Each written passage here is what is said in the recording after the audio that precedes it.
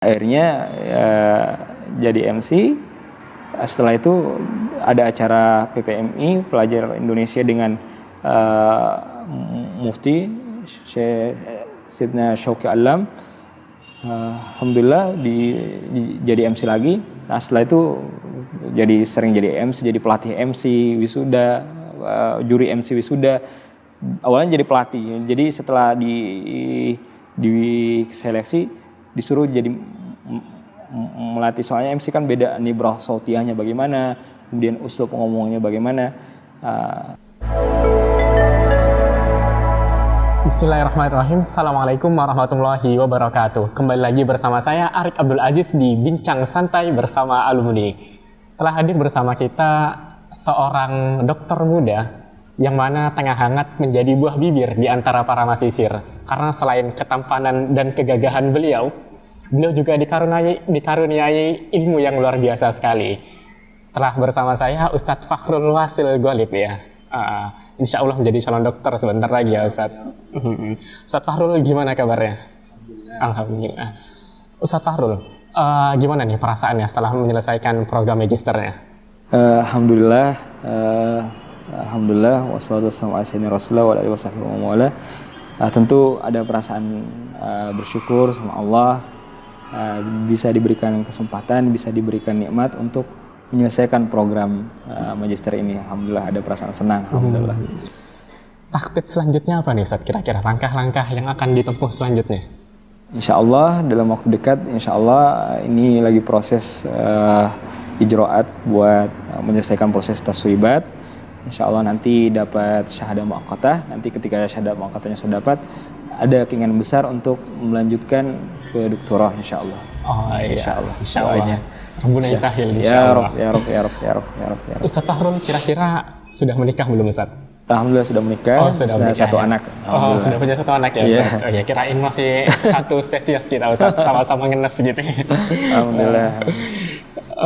Ustadz Fakhrul, mungkin bisa diceritakan sedikit Ustadz, kenapa sih antum memilih Universitas Al-Azhar sebagai naungan untuk antum, padahal sebagaimana yang kita tahu masih banyak sekali universitas-universitas di luar seperti Ummul Qura, ada Zaituniyah, bahkan di Indonesia sendiri kita punya UIN atau kita punya UNU atau UMY dan lain sebagainya. Kenapa sih harus memilih Al-Azhar sebagai naungannya untuk belajar Ustaz?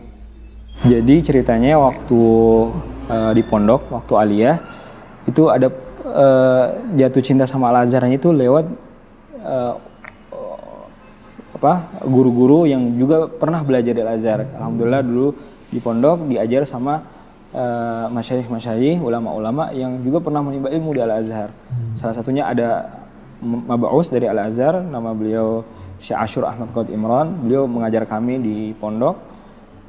Intinya jatuh cintanya dari sana. Akhirnya mengenal Azhar lebih dekat.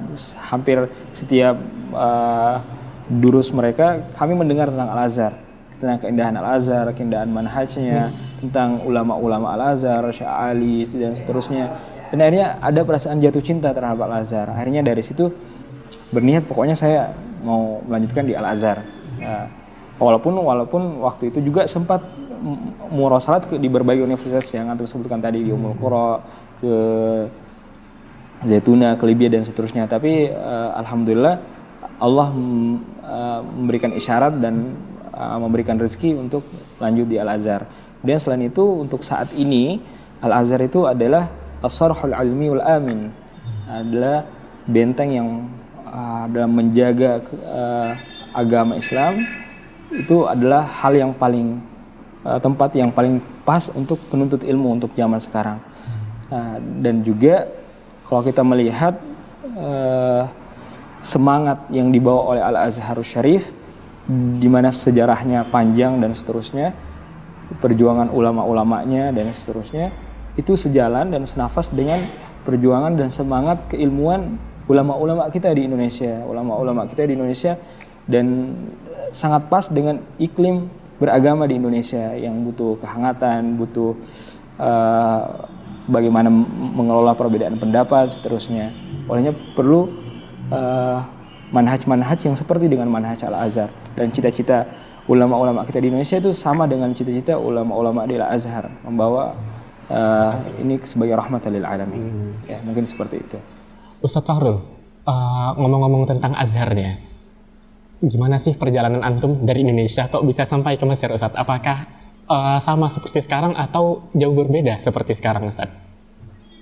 Perjalanannya lumayan, alhamdulillah, dan waktunya juga lumayan. Mungkin sekarang ada beberapa tahapan untuk bisa sampai ke Al-Azhar dan seterusnya.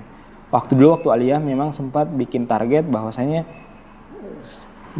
mau di Al-Azhar, mau sekolah di Asy-Syarqil Awsat, lakin bil minha ad-dirasiyah.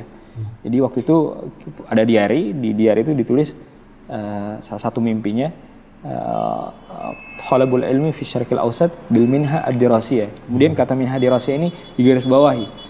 Tulis la minha la Syarqil Awsat gitu. Jadi kalau nggak dapat minha, tidak mau, pokoknya mau berangkat tapi dengan minha.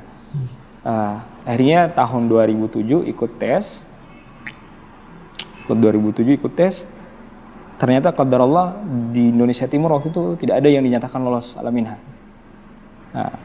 Tahun 2008 akhirnya ikut pondok tahfiz dulu.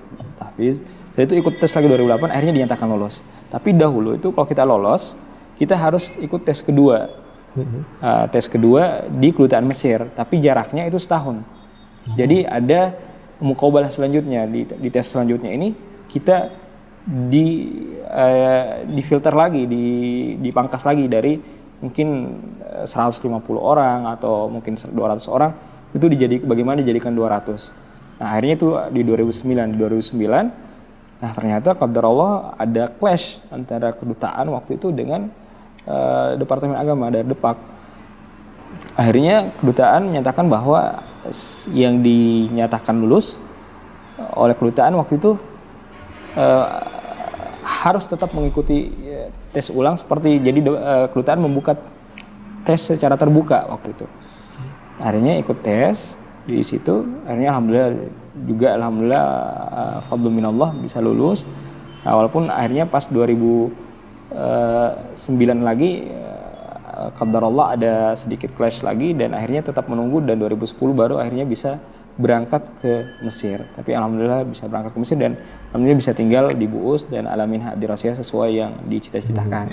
Terkabul ya, Ustaz. Alhamdulillah. Walaupun harus mengikuti tes, saya ikut tes itu berarti 2007, 2008, 2009, 2010 sampai di Azhar ada tes lagi. Walaupun secara formalitas atau apa, tapi ada tes lagi. Jadi 4 kali ngikutin tes baru bisa masuk di Al-Azhar sebagai mahasiswa Al-Azhar. Tapi alhamdulillah. Mendengar dari cerita antum, Ustaz, bahwasannya perjuangan untuk mencapai Al-Azhar pada masa itu cukup sulit ya, Ustaz. Sehingga mungkin mahasiswa Indonesia atau mahasisir itu sangat sedikit jumlahnya atau populasinya dibandingkan tahun-tahun yang ada pada saat ini, Ustaz. Kira-kira apa sih dampak positif negatifnya, Ustaz? Apa sih dampak positif negatifnya ketika mahasisir itu bertambah banyak, Ustaz?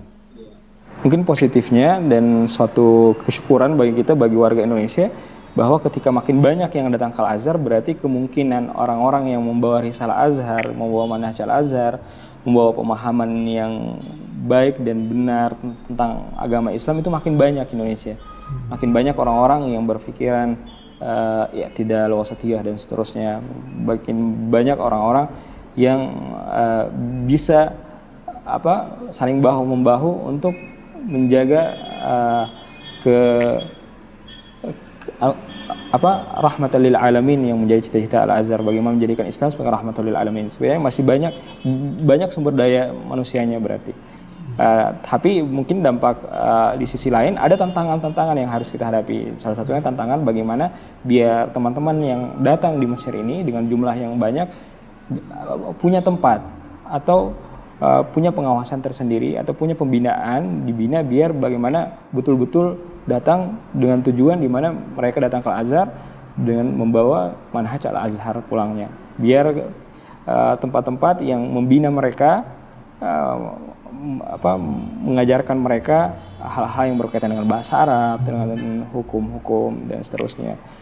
Dan alhamdulillah di Mesir sangat banyak, alhamdulillah. Pertama kali ketika antum menginjakkan kaki di Mesir, Ustaz, apa gambaran antum tentang Mesir kira-kira, Ustaz? Alhamdulillah karena dulu mungkin sudah banyak mendengar dari masyayikh dari ulama-ulama di Al-Azhar bahwa ya dan alhamdulillah Pak, karena juga sampainya dulu di BUUS, alhamdulillah jadi ada perasaan alhamdulillah maksudnya karena kita langsung tinggal di bi'ah ilmiah di Madinatul BUUS Islamiyah di mana ada banyak pelajar-pelajar juga dari berbagai negara. Jadi alhamdulillah dan di situ sampai menjelang bulan Ramadan banyak multaqal ilmiah dan seterusnya. Ada di sini Al-Husain ada multaqal ilmiah. Jadi alhamdulillah gambaran tentang Al-Azhar, alhamdulillah maksudnya tentang Mesir Al-Azhar waktu itu alhamdulillah, walaupun mungkin ada beberapa kenangan yang mungkin ya teman-teman juga mungkin menghadapi tentang ijraatnya dan sebagainya, ya mungkin itu ya salah satu perjalanan, tapi tidak menghilangkan kesan baik kita terhadap Al-Azhar tentang ulama-ulamanya, alhamdulillah. Berarti dari awal antum sudah berada di BUUS ya Ustadz? Alhamdulillah. Mengenai masalah Al-Azhar Ustadz, kenapa sih antum kok memilih Fakultas Usuluddin padahal fakultasnya kan banyak, kalau yang misalnya berkaitan dengan Ulumuddin ya, seperti ada syariah, mungkin ada dirosat, ada lughah Arabiyah, atau bahkan mungkin kenapa antum tidak memilih fakultas yang di luar Ulumuddin Ustadz, seperti kedokteran, pertanian gitu Ustadz? Kenapa Ustadz? Iya, jadi dari pondok dulu ada ketertarikan terhadap ilmu-ilmu Al-Quran khususnya di tafsir. Nah, dan di tafsir itu kalau di Al-Azhar syu'bah tafsir itu adanya di kuliah Usuluddin. Ada syu'bahnya dan kita bisa mempelajarinya dengan lebih dalam, ulumul Qur'annya dan seterusnya. Itu di kuliah Usuluddin. Walaupun ketika kita masuk di Usuluddin bukan berarti kita tidak harus mengambil ilmu-ilmu yang lain. Kita memilih tafsir, tapi tafsir ini kan butuh perangkat-perangkat yang untuk sampai ke tafsir dengan matang kita harus ilmam wa itqan al-lughatul arabiyyah dan seterusnya. Kemudian ihata bil qawaid wa usul fiqh dan seterusnya, bil balaghah dan seterusnya. Alhamdulillah dengan masuk di Usuluddin ilmu-ilmu itu dasar-dasarnya ada di sana. Dasar-dasarnya ada walaupun takhasusnya nanti di tingkat 3 dengan syu'bah tafsir. Ya. Anda dengar antum pernah meraih peringkat mumtaz, betul Ustaz? Alhamdulillah. Kira-kira apa sih Ustaz kiat-kiat untuk dapat mumtaz gitu? Alhamdulillah itu fadlun minallah, ya salah satunya kalau kiat-kiat mungkin wallahu alam, tapi yang penting al-akhdzu bil asbab gitu. Kita berusaha semaksimal mungkin dan mencoba itqanul asbab. Jadi itqanul asbab hatta nadkhula fil mahbubiyah, dalam artian kan Rasulullah pernah mengatakan innallaha yuhibbu idza amila ahadukum amalan ayyutqinahu. Jadi itqanuna lil asbab, yang itqanuna dirasa tujuannya adalah itqan lil tujuan kita biar masuk yuhibbu, innallaha yuhibbu, kita masuk tahta qauli sayyidina Rasulullah innallaha yuhibbu. Jadi bagaimana betul-betul kita belajar semaksimal mungkin, hadir di muhadharah dan seterusnya. Walaupun terkadang di Al-Azhar itu kan majelis ilmunya banyak. Terkadang ada ulama-ulama besar yang datang ke Al-Azhar dan beliau datang ketika waktu muhadharah misalnya. Beliau memberikan durus-durus ilmiah di Al-Azhar di waktu-waktu muhadharah gitu. Terkadang menyiasati itu kan ma la yumkin tadaruk muqaddam ala ma yumkin tadarukuh. Maksudnya ketika ada ulama besar dan jarang-jarang datang, ya terkadang milih ke sana dulu bentar walaupun sambil kembali lagi ke muhadharah nanti. Dan biasa menyiapkan rekaman gitu, jadi rekaman disimpan di kelas, di tas, kemudian ikut durus di Al-Azhar, habis itu balik lagi ke kuliah. Jadi betul-betul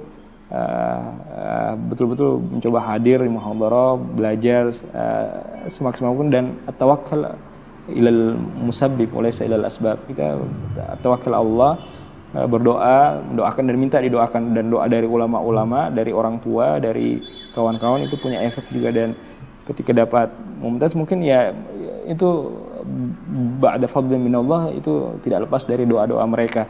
Dan apa kalau usaha-usahanya mungkin masih lebih banyak tidurnya, tapi alhamdulillah doa-doa mereka mungkin itu yang diijabah oleh Allah Subhanahu wa taala.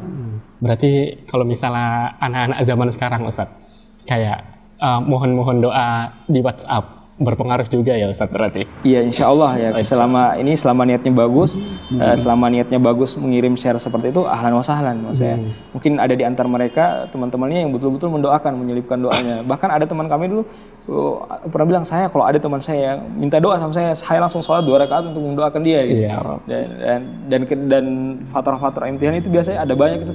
Doa tuh mohon doanya ya, ketika ketemu doanya, dan itu paling sering ketika fatrah imtihan. Jadi setelah imtihan orang jarang lagi minta doanya. Tapi kalau setelah pas masa-masa imtihan doanya. Nah, dan itu al-jaul imtihan itu ada nuansa tersendiri, orang-orang banyak berdoa, masjid makin full mungkin dan seterusnya. Soalnya banyak yang belajar di masjid juga gitu. Dampak imtihan berarti luar biasa sekali ya Ustaz. Lebih besar dampaknya daripada mungkin hari-hari biasanya. Iya, biasanya orang-orang lebih fokus taqarrub ilallahnya mungkin, soalnya selain mengambil asbab az-zahiriyah, hissiyah, asbab ma'nawiyahnya juga dipenuhi gitu kayak ini. Jadi ya itu alhamdulillah dengan adanya imtihan, olehnya ada yang mengatakan kenapa nggak imtihan terus aja biar tapi biar makin dekat ya. Iya. Tapi alhamdulillah dengan imtihan orang-orang makin fokus, benar-benar belajar, ada yang menghafal dan seterusnya. Setelah menyelesaikan lisans antum Ustaz S1, kenapa antum punya motivasi untuk melanjutkan ke jenjang S2 Ustaz? Apa motivasi antum? Dulu pikirannya karena masih mukosir, masih merasa ilmunya ya masih yang didapat masih kusyur-kusyurnya, masih belum kayaknya belum cukup, ini masih mau mencari ilmu di Al-Azhar. Dan ketika kita memutuskan untuk memilih Al-Azhar sebagai universitas, otomatis kita akan dapat bisa istifadah dari jami'anya, dari Jami' Al-Azhar.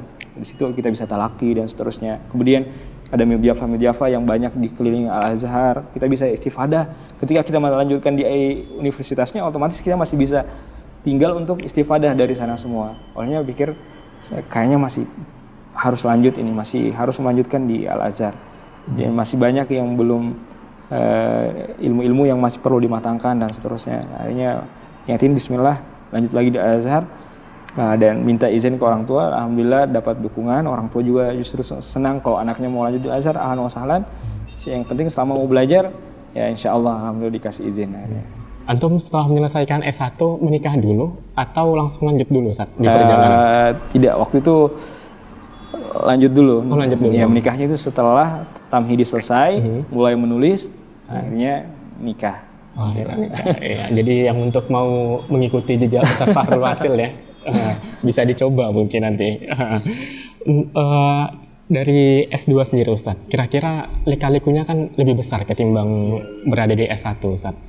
Apa saja Ustaz kira-kira? Yang pasti kita harus yang pertama ista'in billahi wala ta'jaz. Ista'in billah, kemudian juga harus cara pandang kita terhadap S2 juga harus lebih matang. Jadi mentalnya sudah diperbaiki bahwa ini bukan S1 lagi. Ini akan banyak ilmu-ilmu baru, pengetahuan baru, ada tantangan baru. Kita harus lebih belajar, lebih giat, setidaknya sebelum menulis. Kemudian ketika menulis juga ada hal-hal baru yang harus kita pelajari berdasarkan maudhu yang kita ambil di risalah kita. Ada banyak hal-hal yang kita bisa pelajari, apalagi di Al-Azhar. Walaupun sebenarnya mungkin ada orang-orang yang beranggapan Al-Azhar seperti ini, Al-Azhar sulit dan seterusnya. Tapi kalau kita jalani, kita betul-betul berusaha semaksimal mungkin, dan wa ba'da fadli minallah, insyaallah Allah akan bukakan pintu-pintu keberkahan, pintu-pintu kemudahan bagi kita. Dalam memilih judul disertasi ya Ustaz untuk S2, kenapa antum memilih judul disertasi tersebut Ustaz? Apakah ada sesuatu spesial, ada sesuatu yang spesial dari situ atau bagaimana Ustaz?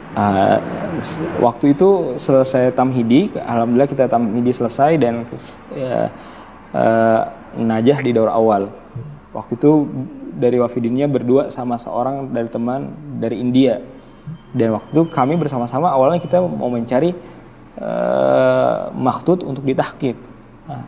Soalnya mungkin kita beranggapan mungkin ini insya Allah bakal mudah dapatnya kalau tahqiq. Ternyata pas kita cari-cari, kita ke Maktab Masyikho, ternyata nggak ketemu.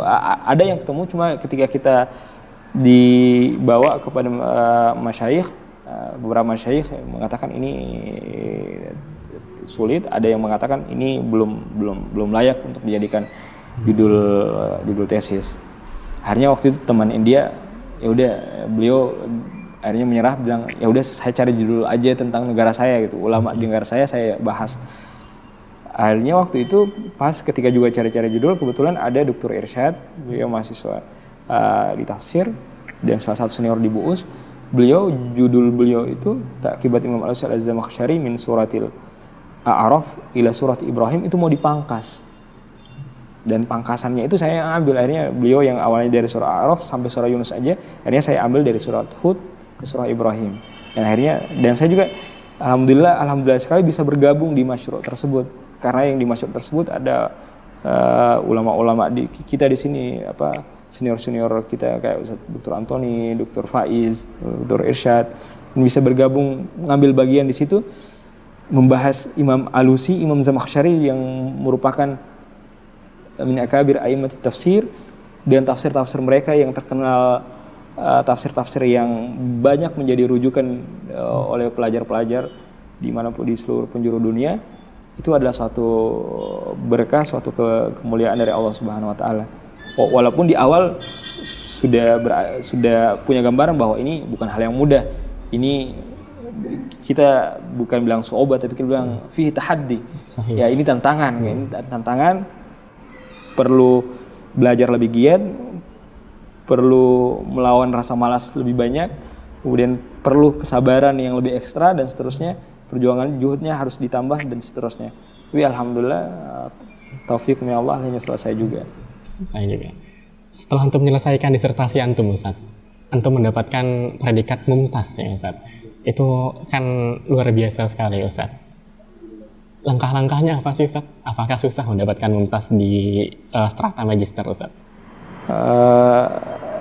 Alhamdulillah langkah-langkahnya mungkin seperti teman-teman yang lain juga menulis dengan sebaik mungkin di Al-Azhar. Ya, maksudnya apa yang mereka tulis betul-betul mereka gali informasinya, cari dari maraji yang mu'tamada dan seterusnya.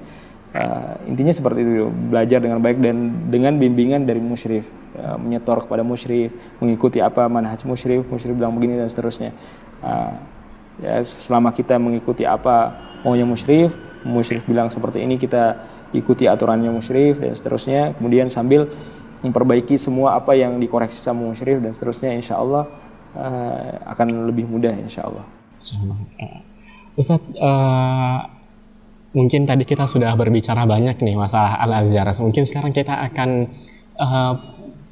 mengganti topik, berbicara masalah kawakib, Ustaz. Nah, ketika antum di BUUS dulu, apakah antum langsung bertemu dengan Syekh Syarafuddin atau bagaimana, Ustaz? Syekh Syarafuddin Muslim itu perkenalan dengan beliau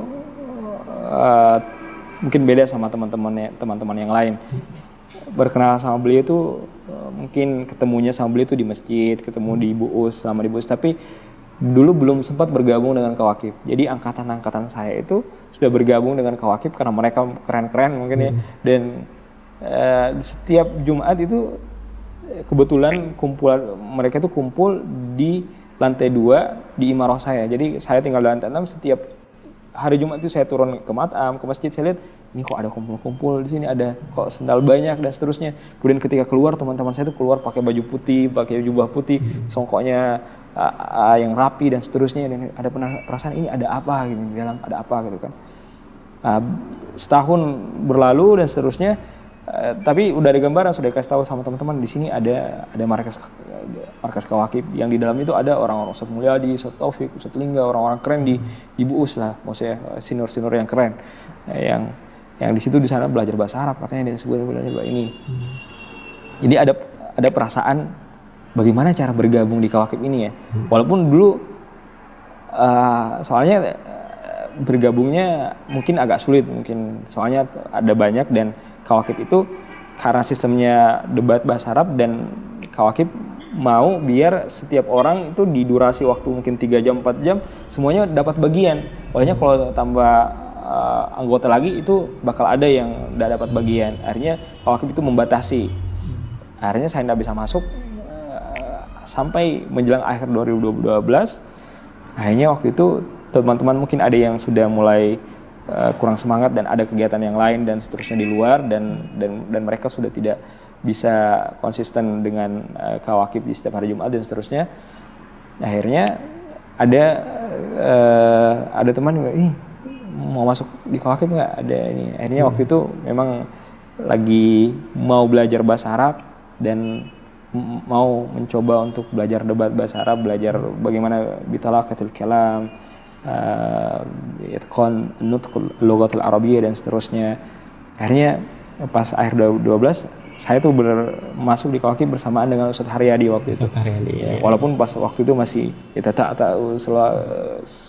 sulit untuk ngomong bahasa Arab gitu maksudnya.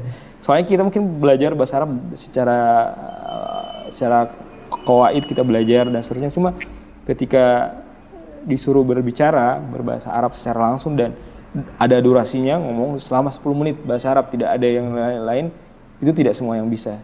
Nah, alhamdulillah bisa masuk di Kawakib dan mengenal Dr. Syaraf di situ. Yeah. Apa dampak setelah antum masuk Kawakib bagi kehidupan antum, Ustaz? Dampak kehidupan, mungkin dampaknya ada yang dampak yang sifatnya pribadi. Misalnya pribadi itu dulu mungkin kalau ngomong bahasa Arab ada gagap-gagapnya dulu, ada musik terkadang dari kecil dulu kadang ada beberapa huruf ketika saya mau sebutkan itu kadang susah keluar. Maksudnya kalau ada beberapa kata yang misalnya di awal dengan huruf qaf atau beberapa kata ketika mau keluar itu agak sulit gitu. Tapi setelah gabung Kawakib udah terbiasa ngomong bahasa Arab, debat apa semua. Akhirnya ketika ngomong dengan bahasa Arab lebih tertata, lebih sedikit rapi dan ya sekarang juga masih belepotan tapi masih berusaha untuk semaksimal mungkin. Tapi lebih baik lah dari yang sebelumnya dan juga akhirnya hal-hal itu juga kita lebih agak pede gitu dan lebih ketika ada imtihan asy-syafawi kita karena mungkin terbiasa menggunakan bahasa Arabnya, kita ketika ada imtihan asy-syafawi biasa lebih pede untuk menjawab pertanyaan-pertanyaan dokter dan seterusnya. Kemudian dampaknya juga di Kawakib itu akhirnya menyatukan warga Buus waktu itu dulu. Menyatukan warga Buus. Iya, jadi warga Buus yang dulu mungkin sebelum ada Kawakib biasa main bola bikin komunitas sendiri-sendiri. Tapi akhirnya kita bikin komunitas KFC dulu untuk main bola bersama di Kawakib. Jadi Kawakib kan bukan sekedar mengajar bahasa Arab, tapi ada refreshingnya juga. Akhirnya dari KFC ini, grup KFC ini akhirnya berkumpul orang-orang untuk main bola. Akhirnya yang di luar Kawakib juga mau ikutan main bola, akhirnya gabung. Akhirnya dari grup KFC menjadi grup BIS FC, Buus Indonesian Football Club. Jadi yang dahulunya KFC Kawakib Football Club jadi BIS FC. Nah, akhirnya makin bergabung tuh. Kita warga Buus makin akrab main bola bersama walaupun didominasi sama teman-teman Kawakib. Akhirnya setelah itu grup itu makin rame lagi, akhirnya berubah jadi grup Buus Banin yang sampai sekarang. Jadi punya dampak, jadi awalnya ini. Tapi kalau dampak terbesarnya tentunya dalam perjalanan bahasa Arab dan seterusnya. Itu yang saya rasakan. Rasakan sampai sekarang berarti ya. Ustadz Fahrul sendiri, saya dengar dapat cerita gitu ya, bahwasannya antum sering jadi MC di mana-mana gitu Ustadz. Padahal Ana dengar antum dulu ketika masuk Kawakib orangnya pemalu, jarang ngobrol gitu Ustadz. Kok bisa Ustadz yang awalnya pemalu untuk berbicara malah jadi MC yang diundang kemana-mana gitu Ustadz? Itu ya mungkin ba'da fadli minallah, itu salah satunya kemampuan Dr. Syarafuddin untuk mencari bakat-bakat yang ada di murid-muridnya. Beliau melihat, oh ini murid saya ini mungkin bisa ketika dikasih kesempatan ini mungkin bisa lebih bagus. Akhirnya dilatih sama beliau dan seterusnya. Nggak diberi kesempatan untuk lebih banyak jadi Rasul Jelasa. Akhirnya yang awalnya memang pemalu dan lumayan apalagi kok ada kamera dan seterusnya itu. Dan masalahnya di Kawakib itu kita ketika debat munazarah itu pakai kamera, dan tujuannya salah satunya kata Dr. Syaraf biar kita itu bisa melihat kesalahan-kesalahan kita lagi setelah debat. Oh, saya tadi salah di sini, kata ini tadi salah dan seterusnya. Setelah itu mulai terbiasa karena setiap minggu seperti itu terbiasa, akhirnya alhamdulillah sama Dr. Syaraf diberikan mungkin diberikan panggung, diberikan kesempatan, bahkan ada beberapa yang karena Dr. Syaraf ini bagus nih, kita take ulang lagi minggu depan. Jadi persiapan lagi minggu depan dengan pakaian bagus, pakai jas, apa semua teman-teman juga di tasmim. Jadi Kawakib itu dulu tasmimnya luar biasa. Jadi bukan sekedar, jadi ada beliau Dr. Syaraf itu bisa melihat bahwa kita ini nggak boleh biasa-biasa aja, harus al-jamal, harus ada. Jadi beliau ada ihsan fi tasmim. Jadi manzarnya juga bagus ketika bikin video, ada bunga, ada in dan seterusnya. Dan saya kira itu diwariskan, diajarkan juga ke teman-teman sekalian. Akhirnya setelah debat itu jadi sering jadi Rasul Jilsa, akhirnya ya dapat kesempatan untuk MC di salah satu acara dengan PPMI.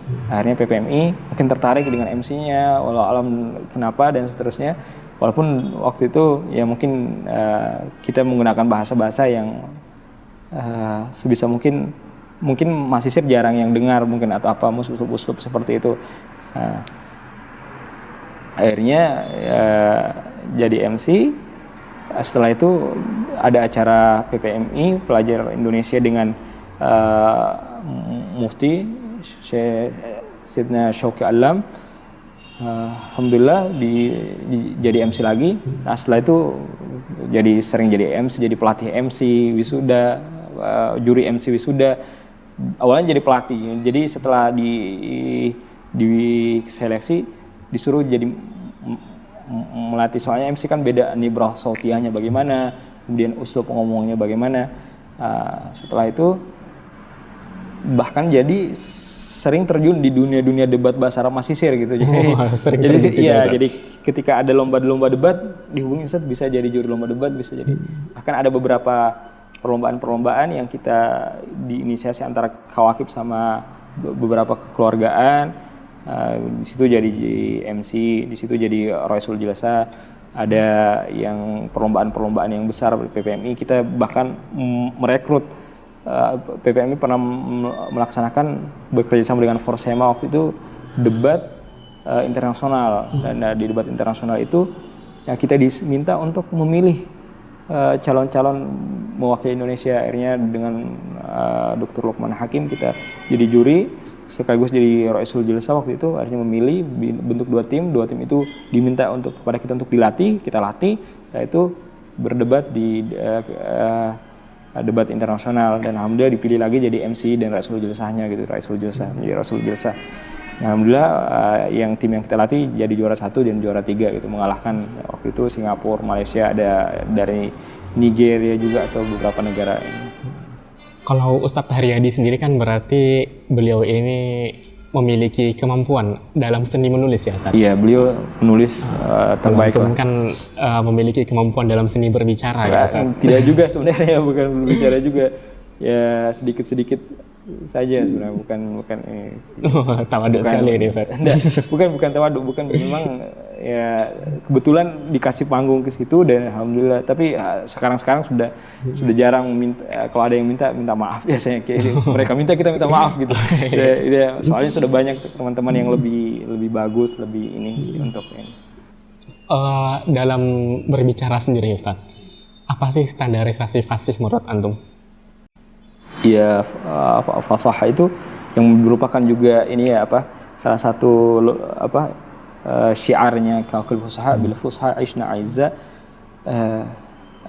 Fasahah itu bagaimana mencoba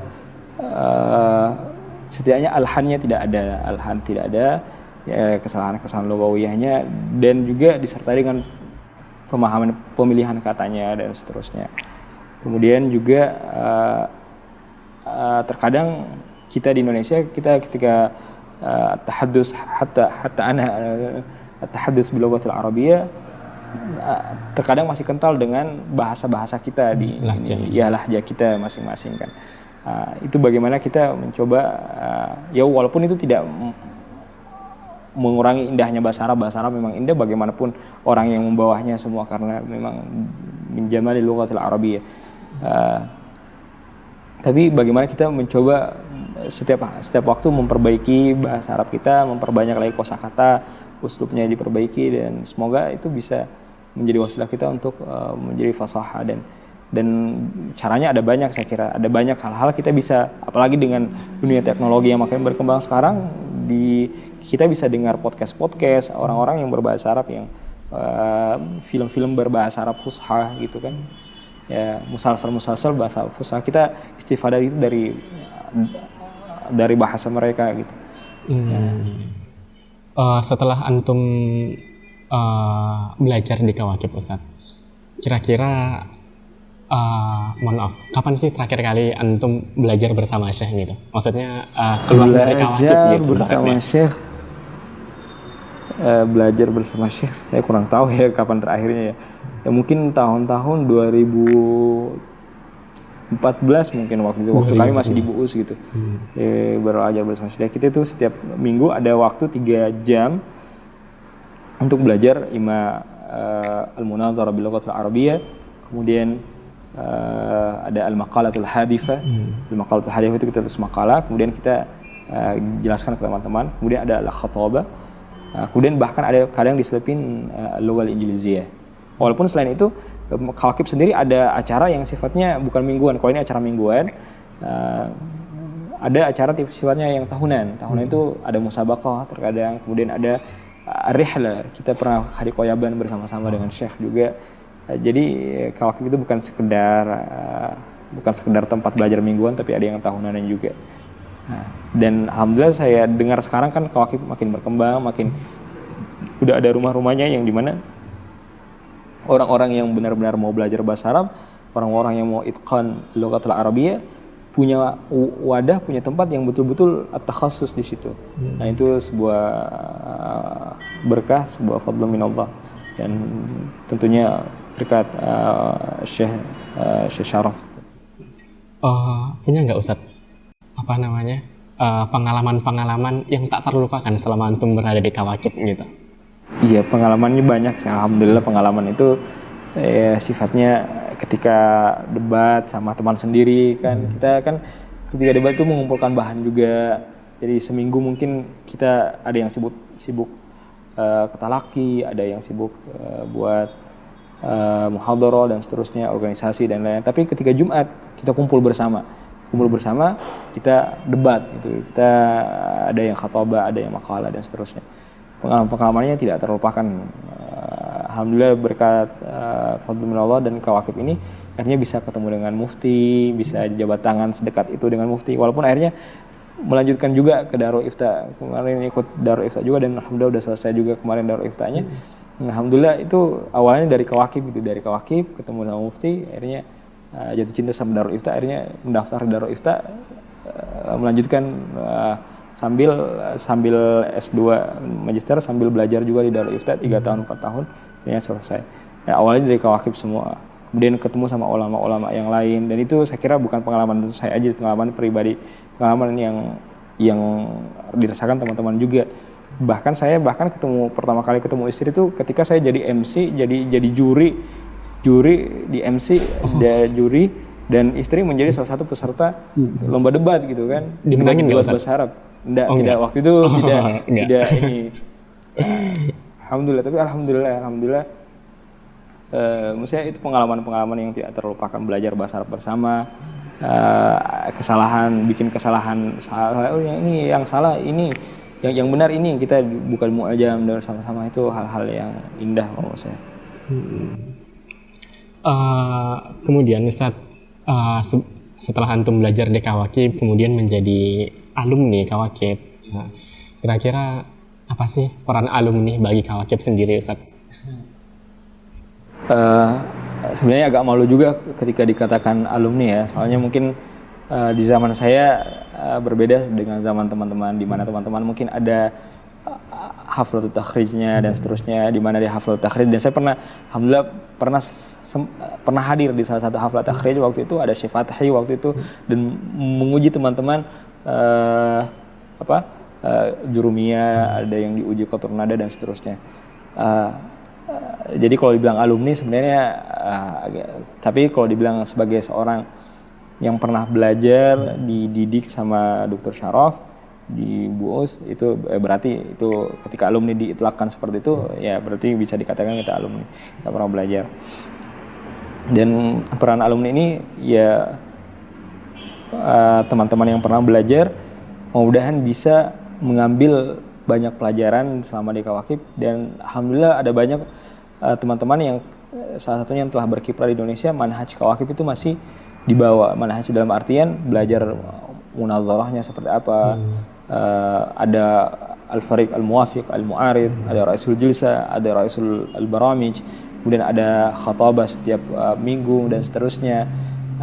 Dan itu hal-hal yang mungkin perlu diambil di Kawakib, kemudian dikembangkan, mau membawa nama Kawakib ataupun yang bukan nama Kawakib tapi isinya ada di sana, itu ahlan wa sahlan. Dan itu peran kita, dan peran pentingnya juga adalah memberikan ke teman-teman motivasi untuk tetap mau belajar bahasa Arab, bahwa belajar bahasa Arab itu adalah kunci untuk mempelajari at-turas dan seterusnya. Kalau kita idza farartum min al-lughat al-arabiyyah faqad istaslamtum fil khutwatikumul ula gitu kan. Kalau sudah di awal sudah tidak mau belajar bahasa Arab, sudah menganggap bahasa Arab seperti ini sulit dan seterusnya, tidak mau belajar bahasa Arab, berarti kita sudah mungkin menyerah sebelum bertanding, itu sebelum memulai. Ya, bahasa Arab kuncinya di situ. Kita mau belajar bahasa Arab, itqanul lughat al-arabiyyah, nutqan wa kitabatan dan seterusnya. Insya Allah, jadi peran alumni punya masing-masing, kita semua pernah mendapatkan banyak hal di ini, setidaknya kita bisa membagikan kembali apa, mungkin seperti itu. Ustadz, sebagaimana yang kita tahu bahwasannya Syekh Syarafuddin itu kan telah mengabdi kepada mahasiswa Indonesia dalam jangka waktu yang tidak sebentar ya Ustadz, mungkin 20 tahunan lebih ya gitu Ustadz. Nah, seandainya nih Syekh Syaraf mau alatul ke negara beliau, kira-kira antum siap nggak gantikan Syekh Syaraf? Oh, kalau menggantikan beliau mungkin bukan saya orangnya, mungkin ada banyak teman-teman yang lebih pantas dan lebih baik, dan tidak ada yang bisa menggantikan beliau sebenarnya. Dengan manhaj beliau, rela berkorban beliau, kesabaran beliau. Kan beliau sudah selesai S3 dari dulu, bahkan saya setelah S1 itu beliau udah selesai, bahkan pada saat saya masuk Kawakib beliau kayaknya sudah selesai S3 Indra Azhar. Beliau masih mau di Mesir mengabdi dan betul-betul ikhlas dalam mengajarkan teman-teman Indonesia, teman-teman di Asia dan seterusnya, mengajar bahasa Arab dan seterusnya. Dan itu tidak gampang, walaupun secara mungkin kalau beliau mau mencari, maksudnya ada banyak orang-orang yang membutuhkan beliau di luar sana. Apalagi mungkin kalau balik ke negaranya pasti mungkin diperbutkan dari universitas ini dan seterusnya. Tapi beliau justru memilih untuk tetap di sini dan mendedikasikan dirinya untuk teman-teman Indonesia, khususnya untuk belajar bahasa Arab. Jadi tempat-tempat orang yang mau menyetor hafalan dan seterusnya. Nah, itu yang pengetahuan saya seperti itu gitu. Kalau kita berbicara masalah adab, mungkin jawaban kita bahwasannya kita tidak pantas nih. Bahwasannya beliau guru saya tidak mungkin melangkahi guru saya gitu ya. Akan tapi menurut antum sendiri Ustadz, bakal calon atau misalnya menurut antum dari alumni Kawakib, siapa sih yang kira-kira pantas menggantikan beliau? Menggantikan ya, kalau sebenarnya uslub beliau kan apalagi kalau kami yang pernah belajar setahun 2 tahun sama beliau punya uslub sendiri, beliau cara sendiri untuk mengajar, dan yang paling penting itu cara beliau memanage sesuatu, itu memanage Kawakib ini. Soalnya kita dulu nih tolib-tolib yang maksudnya malas dan sebagainya, tapi beliau selalu sabar dengan kemalasan kita, kekanak-kanakan kita dan seterusnya. Dan beliau kalau misalnya beliau dari dulu sudah ini, mungkin Kawakib sudah enggak kayak sekarang, tapi beliau selalu yang karena beliau muasisnya, ketika teman-teman mungkin sudah sibuk yang lain, beliau masih tetap pokoknya Kawakib ini terus ada. Walaupun bahkan kan ada Kaukabul Fusaha kalau nggak salah di Sudan kalau tidak salah kan waktu itu. Nah, dan beliau cita-cita beliau untuk mempertahankan bahasa orang wafidin. Jadi tujuannya salah satu visinya dulu yang sempat kita diajarkan bahwa visinya Kawakib ini bagaimana biar wafidin itu bisa indahu khalaqatul kalam bistikhdam atau bisti'mal al-lughatul arabiyyatil fusha. Bahkan menganggap bahwa al-amiyah saratan al-amiyah dan seterusnya. Nah, jadi betul-betul tujuannya untuk ini. Nah, kalau jadi untuk mengganti beliau itu agak sulit mencari penggantinya sebenarnya.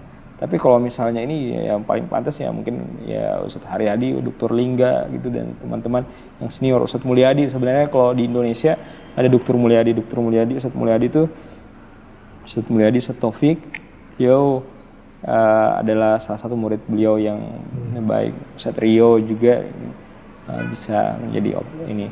Tapi Ustadz Mulyadi dari dulu, Ustadz Mulyadi itu kayak tangan kanan beliau. Jadi ketika Dr. Syaraf keluar pun Ustadz Mulyadi masih mempertahankan Kawakib ini ada di Buus dan seterusnya. Jadi kalau misalnya memang ada ini ya Ustadz Mulyadi mungkin.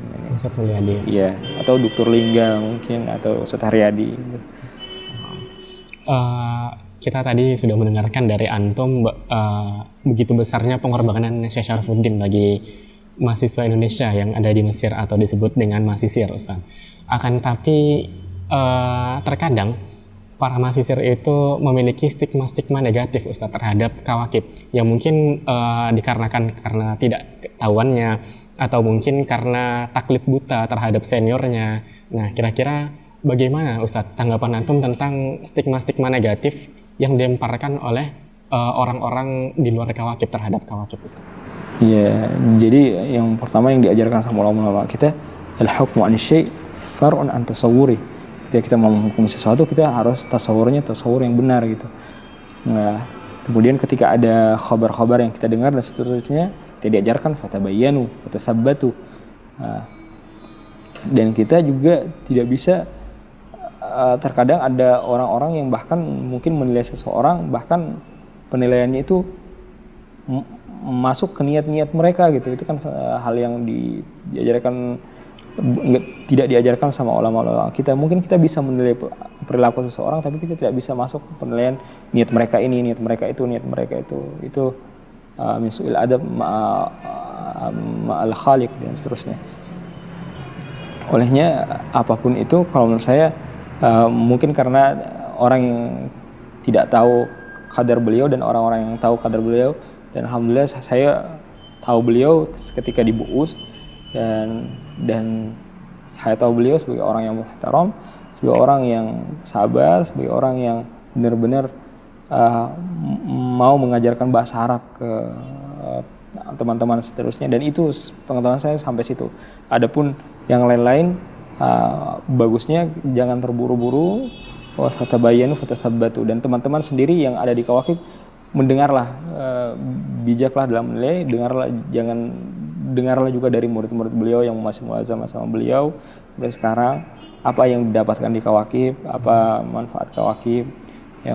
Dan setahu saya sebelum Kawakib sebesar sekarang, dulu memang Kawakib cuma fokusnya di debat, di khatabah, kemudian al-maqalah dan seterusnya.